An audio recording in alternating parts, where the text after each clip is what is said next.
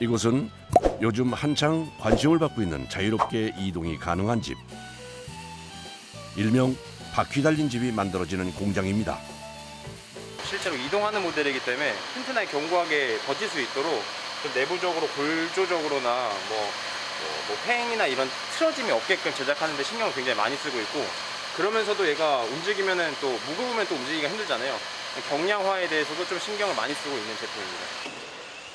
바퀴 달린 집, 즉 이동을 하는 집의 가장 중요한 포인트는 무게입니다. 별도의 차량에 연결해 움직이는 구조로 집의 무게가 무거우면 이동에 문제가 생길 수 있습니다. 보통의 타이니하우스 무게가 최소 5톤에서 6톤 정도라면 바퀴 달린 집은 2톤에서 3톤. 그래서 제작 과정부터 무게를 줄이는 것에 초점을 맞춰 만들어집니다. 내장재로 사용하는 이 버드나무 합판도 다른 합판과는 차이가 있다고 합니다. 굉장히 가벼워요. 가볍고 내구성도 좋고 그렇기 때문에 그것 때문에 이걸 쓰고 또 화학 약품, 그러니까 본드가 많이 첨예화되지 않았어요. 그래서 친환경적인 제품이기 때문에 이 제품을 쓰는 겁니다. 오전 일찍부터 여러 명의 작업자가 꽤 오랜 시간 지붕을 만드는 작업에 매진 중입니다. 그런데 이번엔 어떤 작업을 하는 것일까요? 검은색, 올록볼록한 시트를 길이에 맞게 절단하더니 지붕 윗부분에 단단히 고정합니다. 비가 오는 경우에는 이게 이제 이렇게 소리가 나니까 한번 방음 효과로 잡아주는 역할도 하고요. 그다음에 이제 이게 공기층 형성이 돼가지고 직접적인 복사열을 막아주는 역할로 해서 잔열 효과도 있습니다. 방음 시트 부착 후엔 아연 재질의 마감재로 천장을 마무리하는데요. 끝부분을 맞물려 단단하게 결합시켜줍니다. 그런데 지붕을 이 아연 마감재로 만드는 이유가 있다고 하는군요. 여러 가지 지붕 자재가 있는데 그 중에서 가장 가볍기도 하고요. 그리고 이제 저희가 이제 로드형이다 보니까 바람을 탔을 때 다른 제품 같은 경우는 날아갈 수도 있는데 이거는 이제 서로 결합하는 방식이다 보니까 날아가지도 않고요. 지붕 마감재뿐 아니라 다른 자재들도 이동하는 집의 특성에 맞는 제품들로 선별돼 사용됩니다. 이게 이제 기본 골조가 되는 거예요. 얘가 이제 뼈대로 베이스로 들어가게 되는 거고요. 이 위에 이제 단열재, 합판이 시공돼서 내부 외부가 시공이 되는 거예요. 골조의 무게에 따라 총 중량이 많이 좌우되기 때문에 이동식 주택 제작 시 골조의 경량화는 굉장히 중요한 문제입니다. 그래서 기존 목조주택의 골조로 많이 사용되는 나무와 이동식 주택에서 사용하는 경량 철골의 무게를 비교해봤습니다. 와, 무게가 상당히 차이가 납니다. 총 중량 이제 비교를 해보면 거의 한 40% 정도가 더 가볍잖아요. 이제 이게 골조 전체적으로 무게 봤을 때 몇백 킬로가 나가게 되는데 거기서 이제 몇십 퍼센트가 차이가 나게 되면 굉장히 큰 무게가 차이가 나는 거라서, 그런 데서 경량화가 진행되다 보면 결과적으로 제품이 다 완성되고 나면 수백 킬로가 차이가 나게 되는 거죠. 골조 외에도 대부분의 자재들이 가벼운 것을 사용하는데요. 외장재도 기존에 많이 사용하는 것과는 무게 차이가 많이 납니다. 이건 내장재로 사용하는 합판인데요. 일반 OSB 합판에 비해 버드나무 합판이 훨씬 가볍습니다. 저희들이 유일하게 줄이지 않는 공간이 있는데 트레일러입니다. 트레일러는 오히려 경량화가 목적이기보다 주행을 하는데 안정성, 그리고 집이 더 오랫동안 버틸 수 있게 더 튼튼하게 만들어야 되기 때문에 트레일러만큼은 경량화를 하지 않고 있고요. 안정성에 가장 큰 신경을 많이 쓰고 있습니다. 다음 날 아침 이동식 주택을 짓는 공장을 다시 찾았습니다. 오늘은 이동식 주택의 지지대 역할과 동시에 바퀴가 설치되는 부분인 트레일러 작업이 있는 날입니다. 경량화가 초점인 이동식 주택에서 유일하게 무게를 신경 쓰지 않고 튼튼하게 만들 만큼 중요한 부분인데요. 그럼 과연 3톤 가까이 되는 거대한 집에 바퀴가 어떻게 달리는 것일지 한번 들여다보겠습니다. 트레일러 제작의 첫 과정은 수평을 맞추는 일입니다. 밑에 있는 베이스 자체가 틀어져 버리면 위에서 이게 일종의 지그대인데 지그대가 틀어지면 위에 만드는 것 자체가 틀어지니까, 그래서 수평을 잘 맞춘 다음에 그다음 제작합니다. 바퀴 달린 집의 트레일러 제작엔 정확한 수치 계산이 필요한데요. 조금만 오차가 나도 주행 중 위험해질 수 있습니다. 안전이 직결된 문제이니만큼 숙련된 기술자들이 제작을 전담한다고 합니다. 주행성능을 높이고자 축을 뒤로 밀어버리면 이제 앞쪽에 수지 가중이 많이 걸리고요. 그렇다고 수지 가중을 쭈그리기 위해서 축을 앞으로 당겨버리게 되면 이제 스네이크 현상이라서 뒤에 왔다 갔다 이제 흔들리는 주행성능이 떨어져 버리죠. 최소한의 이제 축의 거리, 축의 위치를 설정하기 위해서 계산을 한 거거든요. 트레일러의 용접 작업이 시작됐습니다. 그런데 이상하게도 작업자가 연신 분주하게 이것저것을 옮겨가며 용접을 합니다. 무슨 이유에서일까요? 이 쇠를 달구게 되면은 얘가 이제 열변형이 일어나거든요. 그러면서 이제 틀어지게 돼요. 이제 그런 거를 잡기 위해서 여기 조금 하고 저쪽 식을 동안 다른 데 하고 이런 식으로 교차로 용접을 해서 최대한 안 틀어지게 하는 거죠. 용접을 끝낸 작업자가 꽤 무거워 보이는 자재를 들고 들어옵니다. 어느 때보다 신중하게 집중해서 설치하는 것을 보니 아무래도 굉장히 중요한 부분인 것 같습니다. 지금 이 부분이 이제 바퀴가 달리는 축인 거죠? 네. 이제 양쪽으로 바퀴가 달릴 거고요.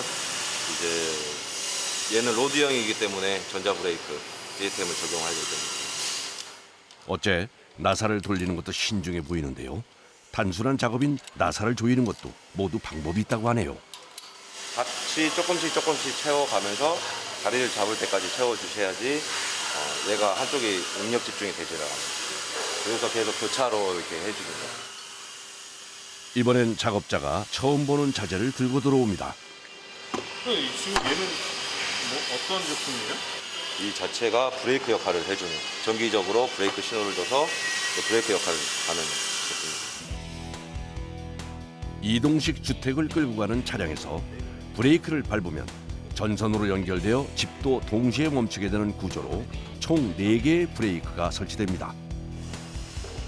이렇게 장착이 되고 뒤에 있는 너트를 체결을 해줘야 돼요. 고중량이다 보니까 앞에 있는 차의 캘리퍼에 무리를 주게 되거든요. 이제 브레이크에 영향이 많이 가게 되고 이제 앞에 있는 차의 파손도 일어날 수도 있고 이제 뒷부분이 밀고 들어와 버리면 앞에는 멈췄는데 뒷부분이 밀고 들어와 버리면 차가 가운데서 이렇게 되면서 넘어가 버리는 경우도 생기고요. 드디어 작업장으로 이동식 집에 부착될 바퀴가 들어옵니다. 양쪽으로 2개씩 모두 4개의 바퀴가 설치됩니다. 한스프링이나 브레이크 드럼이나 이 축 자체가 버티는 무게보다 타이어의 하중, 이 개당 하중이 850g을 버티는 거죠. 나머지 이제 축이나 드럼 같은 경우는 더 높게 버틸 수가 있고요. 본격적으로 이동식 주택에 바퀴를 부착하는 작업이 시작됐습니다. 작업자가 신주 단지 모시듯 조심스럽게 집체를 크레인으로 들어 올립니다. 무게만 해도 3톤. 혹시 균형이 안 맞으면 떨어뜨릴 수도 있습니다. 그렇게 되면 지금까지 공들여 힘들게 만든 집이 파손될 수도 있어 작업자들 모두 초긴장 상태입니다. 스톱. 뒤가 안 맞는 것 같다. 다시 가보자. 뒤에 다시 내려봐요. 이게 까딱 잘못하면은 제품에 데미지를 입을 수 있기 때문에 항상 조심조심 해야 돼요.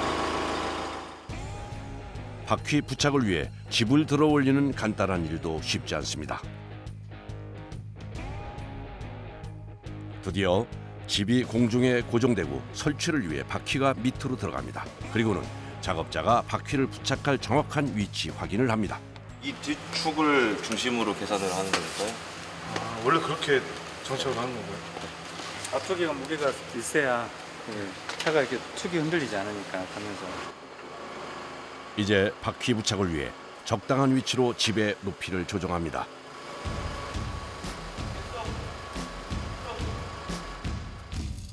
위치가 맞춰지자 재빠르게 바퀴 용접에 들어가는 작업자. 그런데 작업하는 자세도 힘들어 보일 뿐 아니라 불꽃이 많이 튀어 위험해 보이기까지 합니다. 많이 튀죠. 아무래도 위보기 자세로 하다 보니까 이제 용접면을 위를 보고 해야 되다 보니까 이게 다 이제 몸으로 오는 거죠. 그런 것 때문에 안전장구를 잘 해야 그나마 좀 덜 하는 거죠. 이제 용접장갑을 끼더라도 안으로 이제 열이 얘 자체가 달궈져서 뜨겁게 올라오는 건 어쩔 수가 없어요. 그럼 이제 손도 화상도 있고 이제 벗을 수는 없으니 그냥 뜨겁게 버텨야 되고. 바퀴 설치가 완료됐습니다. 든든해 보이는 4개의 바퀴가 위풍당당하게 달렸네요. 제작 기간 3주. 작업자들의 땀과 열정으로 바퀴 달린 집이 완성됐습니다. 화이트와 나무 색조가 섞인 깔끔한 디자인이 눈에 띄는데요. 침대와 싱크대는 물론이고 샤워실까지 따로 있는 욕실도 설치되어 있네요. 하하, 완성된 집을 보니 당장이라도 떠나고 싶어지는데요. 이동을 하는 제품이다 보니까 보시면 줄눈 같은 경우는 전부 다 실리콘으로 들어가 있어요. 일반 줄눈을 하게 되면 깨질 가능성이 있기 때문에 저희들이 줄눈 같은 경우도 웬만하면 실리콘 작업을 거의 다 하고 있고, 줄눈을 넣게 되면 탄성 줄눈이나 좀 특별하게 줄눈을 넣어 시공을 하고 있고, 이런 좀 하나하나 신경 쓰는 부분들이 많죠. 일반 집보다는 아무래도 세세하게 신경 써서 제작을 해야 되는 부분이 많아요. 마무리는 후미 등과 같은 자동차 전등을 설치하는 작업. 전등 설치가 마무리되면 곧바로 전기 배선 작업까지 진행됩니다. 집에 왜 전등을 다는지 궁금하실 수도 있는데요. 도로 운행을 하려면 차량용 등 설치는 물론 자동차 안전 검사까지 완료해야 합니다. 칸만 아무렇게나 연결을 해서도 안 되고, 같이 뭐 좌측이면 좌측, 우측이면 우측, 뭐 후진이면 후진 이렇게 나눠서 다 들어오게끔 설치를 해야 되는 거기 때문에 좀 어렵고요. 공장 안으로 이동식 주택을 옮길 차량이 들어옵니다. 브레이크 확인. 좌측 깜빡이, 좌측 깜빡이 확인.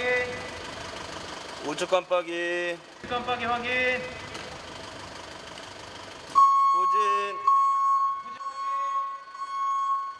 목표 확인됐습니다. 이제 만약에 저희가 테스트기에다 물려가지고 테스트를 하더라도 차에다 물렸을 때 또 안 될 수도 있기 때문에 차가 이상인지 트레일러가 이상인지 먼저 확인부터 해야 됩니다. 이제 이동식 주택을 고정하고 있던 거치대를 올립니다. 그리고 자동차와 집 사이에 연결기를 설치하고 양쪽을 안전하게 결합합니다. 여기 있는 고리가 있는데 뒷판을 채웠을 때 딱 잡아서 안 올라오게, 이게 안전장 1차 안전장치고요. 그 다음에 이쪽에 커터핀 같은 걸 꽂아가지고 알핀을 꽂아서 이제 알핀이 걸려 있으면 또 안 움직여요. 이동식 주택을 연결한 자동차가 공장을 나섭니다. 자동차 안전 검사를 받기 전 주택에 문제가 없는지 마지막 확인을 하기 위해서인데요. 실제로 도로 주행을 하면서 주택의 상태를 확인합니다. 한 곳에 고정해 놓는 집이 아니라 이동을 해야 해서 주행하며 확인하는 안전 점검이 꼭 필요하다고 하네요. 이제 무게가 어떻게 되느냐에 따라서 이게 사실은 주행 질감이라던가 안정성이라던가 이런 게 전혀 완벽하게 달라지거든요. 이동식 주택은 소형 견인차로 분류돼 있어 총 중량이 3.5톤 이하여야 합니다. 화물용 차량 무게를 측정하는 저울인 개근대에 올라가는데요. 과연 무게가 얼마나 될까요? 2250kg. 3톤이 안 되니 안전검사엔 문제가 없을 것 같습니다. 이제 누군가의 휴식을 위해 달릴 준비가 완료됐습니다. 사람들이 타이니하우스에 대해서 좀 더 많이 알아서 이런 새로운 방식의 주거 생활도 있구나. 좀 주거 생활 문화 자체를 좀 변화시킬 수 있을 정도까지 이 타이니하우스 문화를 발전시키고 싶어요.